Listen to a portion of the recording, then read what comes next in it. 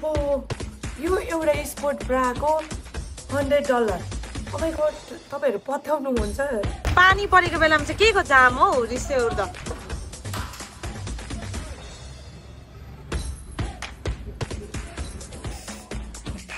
कति तातो मासु जस्तो चिज मिठो हुँदैन त नि हुँदैन उसले त्यस्तोले मलाई पाल्न होला अब चाहिँ थाहा भयो मलाई। आज भोलि चाहिँ मलाई मात्रै पनौती लागेको हो कि के हो सबैलाई यस्तो हो। जति सुते पनि निन्द्रै पुग्दैन हौ आमा आँखा पोलेर भन्नुहुन्छ नि बतबत भइसक्यो। अब जिम जानु पर्ने जिम नगएको कति दिन भइसक्यो। औ त्यसको बाजे घाउले गर्दाखेरि पनि मजाले निकै भएको थिएन। 20 दिनमा त म त 3 केजी मोटाइछु भन्नुहुन्छ भने। अनि यो 3 केजी घटाउनको लागि चाहिँ अब जिम जानु पर्यो एक्सर्साइज त गर्नु पर्यो अलिअलि भए पनि सके नसके भए पनि अलिअलि गर्नेवाला छु। आज चाहिँ यो मेरो न्यू स्पोर्ट ब्रा लगाएर जानेवाला छु। अम्बो यो एउटा स्पोर्ट ब्राको $100। माई गॉड तपाईहरु पत्याउनुहुन्छ चेक गर्नु त। यो ब्रान्डले गर्दाखेरि पनि होला कि अलिकति एक्सपेन्सिभ भएको $100 जिमको लागि। आम्मा सक्दैन उसले त्यस्तोले मलाई पाल्न होला अब चाहिँ थाहा भयो मलाई।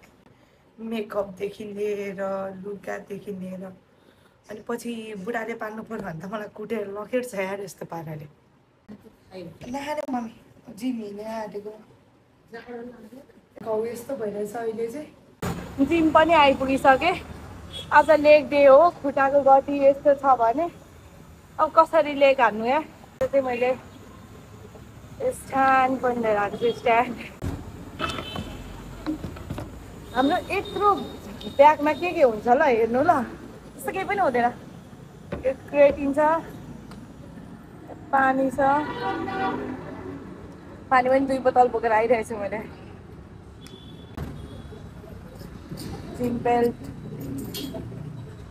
अनि हेडफोन लिप ग्लास यति नै छ।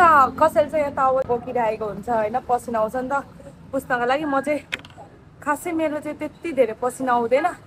समरको बेलामा मात्रै हो अनि त्यो बेला मात्रै बोक्छु। अहिलेको टाइममा चाहिँ बोकेको छुइनँ।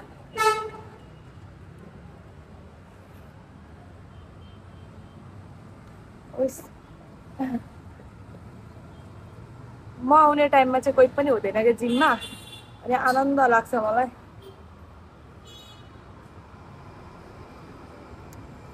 र घरिघरि अल्छी पनि लाग्छ। म ग्लास मागेर आउँछु ल यो खानु परेन। जिम गरिराख्ने मान्छे 81 जिम नगर्दाखेरि त कि लास्टै बडी दुख्दो रहेछ यार। ओभर बडी दुख्छ यार मेरो त। उठ्छ कि फेरि कम्ती लोप लाग्दैन यार। कस्तो डेन्जर पैसा गएको छ त नि यो क्रेटिन किन्दा। यो जिम गर्नेहरूलाई थाहा छ कति महँगो पर्छ भनेर। म लालची भएको क्या लोभले। अब त कि 2-3 केजी मोटाउँदाखेरि पनि कस्तो टेन्सन लाग्दो रहेछ क्या। जिम कन्टिन्यू गर्न थाले कति 1 वर्ष हुन थाल्यो नि त। डेन्जर ओपन मिस हुने आउनु नपाउँदा। हेडफोन चाहिँ अहिले मलाई काम लाग्छ। अस्ति भर्खर ल्याएको थक हुँदो रहेछ।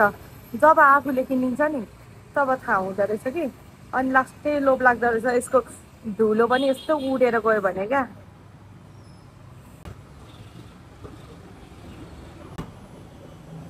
कस्तो गुलियो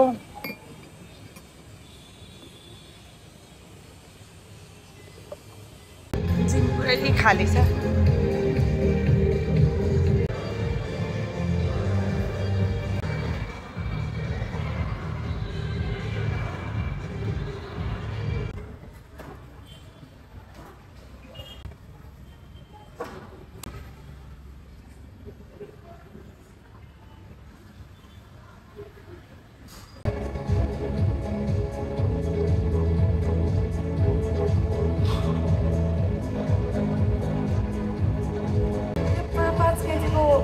चाल्नु पर्ने 1 महिना जिम नआएको होला।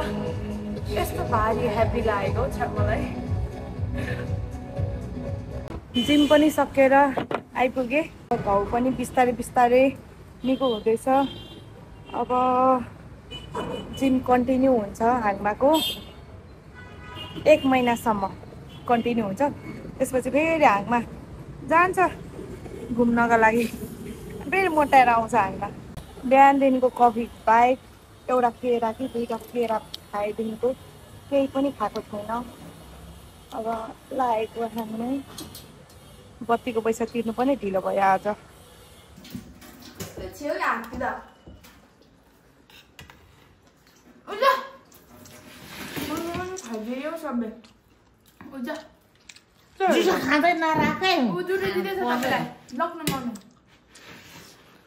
अलिकति अर्कै लैछ, यही लैछ न।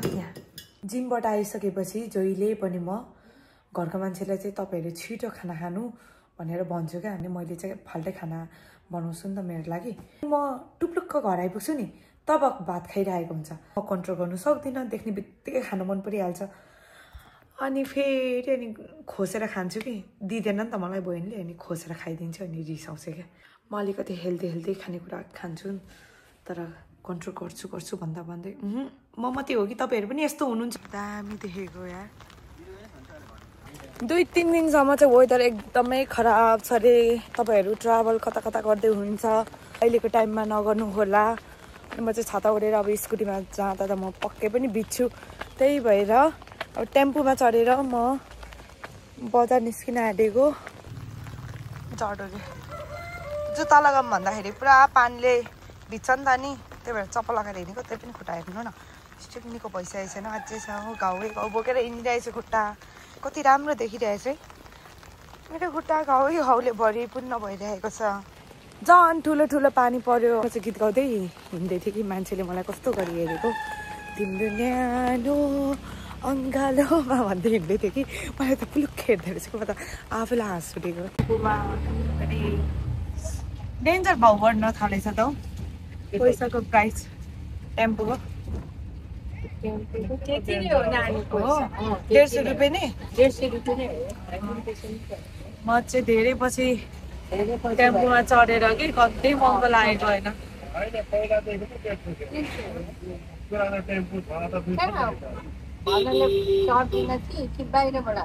होइन म स्कुटीमा हिँड्थेँ क्या, त्यही भएर स्कुटीमा हिँड्ने भएर अहिले पानी परिरहेछ नि त त्यही भएर हिँडेको। आफ्नो सामान पानी परेर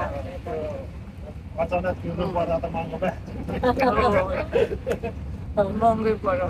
त्यहाँबाट अनि यहाँसम्म ल्याएको 40 रुपियाँ दिनुभयो नि त नि। मलाई अचम्म लागेको क्या, अलिकति कम हुन्छ कि जस्तो लाग्छ नि त मलाई।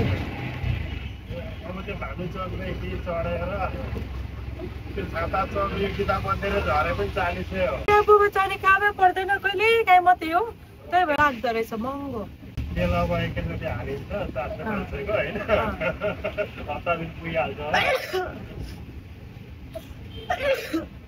400-500 होइन नि मेरो त भेस्पामा त लाग्छ सक्छ भन्दा स्कुटीमा एप्रिल र भेस्पाले त डेन्जर पेट्रोल खान्छ।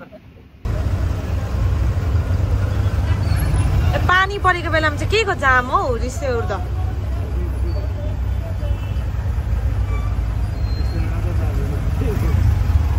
कम्ती झ्याउ हुँदैन बिचरा बाइक स्कुटीहरूलाई। म चाहिँ यो लिनु खोजिरहेछु, यसको चाहिँ ग्रिन एप्पल खालको टेस्ट छ नि। यहाँ पनि लिइराख्नु भएको रहेछ नि। मलाई फर्स्टमा ट्राई गर्नु भनेको मन परेन भने किन रिग्रेट गर्नु भनेर। वाउ मैले उहाँको अनबक्स गरिदिँदैछु है, कस्तो हुँदो रहेछ ट्राई गर्नु मन। म अलिकति नलखटी छु नि त, टेस्ट मन पर्दैन कि भनेर चाहिँ एउटा दाइ हो कि भाइको चाहिँ भाइ नै होला, उहाँको ट्राई गरेको राम्रो लाग्यो। अनि मैले पनि त्यही बोकेर हिँडेँ। अनि पानी परेर होइन कस्तो बिजोग भइरहेछ यार।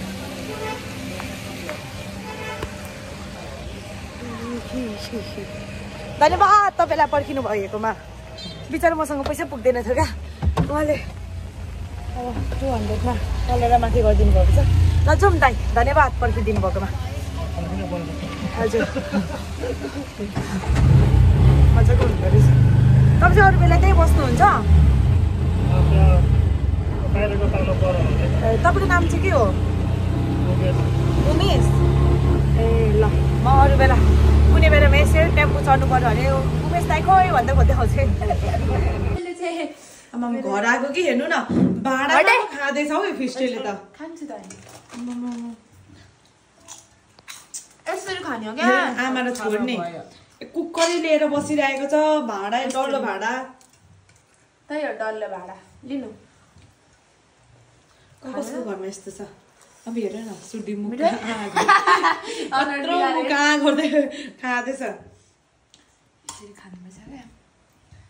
कस्तो मिठो भयो मम्मी मम्मीले एउटा बोटुकोमा हालेर त्यही न एकटा खाने भाडा कसले धुन्छ जाडोमा हमको मारो हमको जिंदा मत छोड़ो सालो मेरो घरमा यस्तो अल्छीहरू छ मम्मीले भाडा कसले धुन्छ भनेर उसले सबै गर्छ नि त नि धुनुपर्छ भनेर कुकरमै लिएर खाइरहेको छ अति भयो एउटा प्लेटमा हालेर धुन त लु धुन त धुन्छी त खाइस म धुन्छु घिचानले त अहिले यहाँ थुबारी जाइसिस कि हात्ती फेरि बोल्दा फिस्टे छिटो खानु न दिन्छु तल अहिले मम्मीलाई उठाइ खुवाउँछ हौ अरे बोडीकोमा दिन चुप लागेर हामी के नखाने के गर्नु लाउँछ अब मेरो पालो बुढी मान्छेले त त्यस्तो नगर्न हौ मैले के गरे हौ झन् खुवाइदिएको मुख पनि चुट्नु पर्दैन त्यतिकै सुत्नु बस्नु महा अल्छी छ र भाडामा खाँदैछ जाडो भयो अरे अनि सुप बनाएर खाएको अरे तातो रहेछ जाडोमा तातो खाने हो म चाहिँ यता खाँदैछु क्यामेरामा चाहिँ बोल्छ अफ क्यामेरा नबोल उसलाई गाली खुवाउने काम गरेँ हेऱ्यो मैले बियर्सले गाली गर्छ भनेर पनि डर लाग्दो रहेछ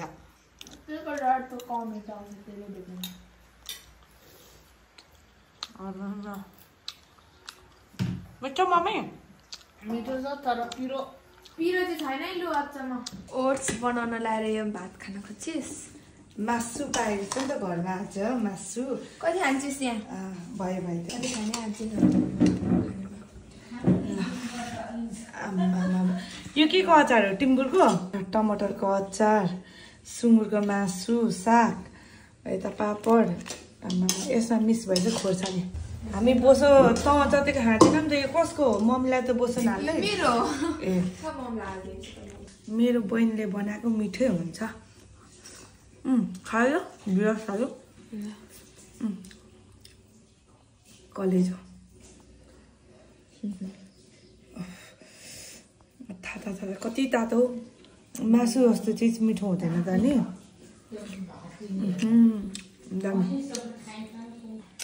मिठो भएछ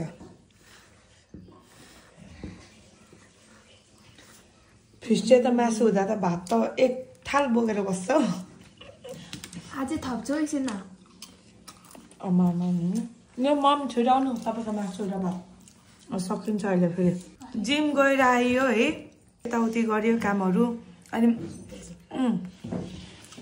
डाइटमा बस्नु भनेर सकेन खाइदियो जे पर्ला